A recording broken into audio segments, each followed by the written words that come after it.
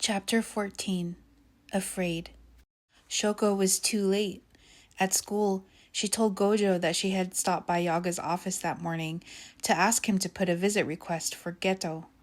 Yaga had shared with her that Geto had a setback, and the only visit being allowed was from Moriyama-sensei of Kyoto Jujutsu High. Yaga probably shared more information with Shoko than he should have, but she and Gojo were Geto's family away from home, and they were worried about him. Shoko seemed more concerned about Geto than Gojo did. Yaga realized that aside from Gojo asking to keep charge over Geto when he came back to the school, Gojo hadn't really come to him with any concerns over his hospitalization. Gojo thanked Shoko for the small bit of information. He decided to ditch his afternoon classes, and he went back to the dorm to retreat to his new safe space, Geto's room. Gojo kicked his shoes off at the door entrance, opened a few windows, then lay face up on Geto's futon. He couldn't stand the thought of Geto being interrogated by one of the most disliked teachers at Kyoto Jujutsu High, especially knowing about the curse technique that would be used. He knew he had to step in and stop it, or at least be there to interfere if it was too harsh. That meant he had to confront his fear of seeing Geto again and overcoming the shame at causing him harm. "I'm afraid of him," Gojo whispered. He was afraid of Geto, who was extremely competitive and hated to lose, which he always did to Gojo, whether it was at video games or track and anything else. Gojo smiled, remembering all the times Geto would be fiercely pounding away at the controller at the arcade, squinting his eyes, his thin lips pressed in a pout as he tried to beat Gojo in the two-player games. He remembered school races, when they would be neck and neck running around the track in the blazing sun, nearing the finish line, and Gojo would give himself a little boost to make it to the end, just out of reach of Geto. Geto was extremely skilled in hand-to-hand combat, and it was the one competitive event that Gojo avoided. Any other challenger would lose to Geto in no time.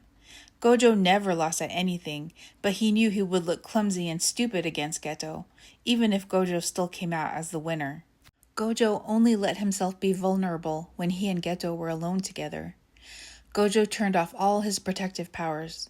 He didn't want any contact between them to be muted or erased, even if it hurt. If Geto bit Gojo's lip too hard when making out, Gojo wanted to feel it. If Geto's fingernails dug into his scalp when he grabbed his hair, Gojo wanted to feel it. He wanted to feel 100% of the pain and the pleasure from Geto. What Gojo was feeling now, though, was fear. What if he had damaged Geto so much he would never recover? Shoko said Geto had a setback. What did that mean? How could he demand to sit in on Moriyama's interrogation when Gojo was the one who caused Geto to be harmed in the first place? Gojo's breath caught in his throat.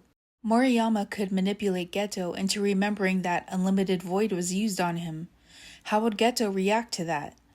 Gojo wasn't sure if he could defend his actions if Jujutsu High administration asked why unlimited void was necessary in the first place, without admitting that Geto made a threat against civilians.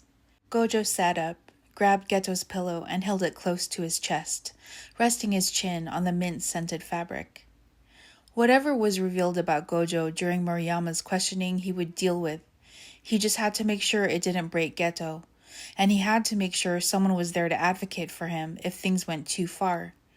As fearful as he was of how Geto would react to his presence, Gojo desperately wanted to see him. Above all, he wanted to protect him. Gojo laid the pillow back down on the futon and rose to put his shoes back on so he could head back to the school. He had to tell Yaga that he would be there for Geto's questioning.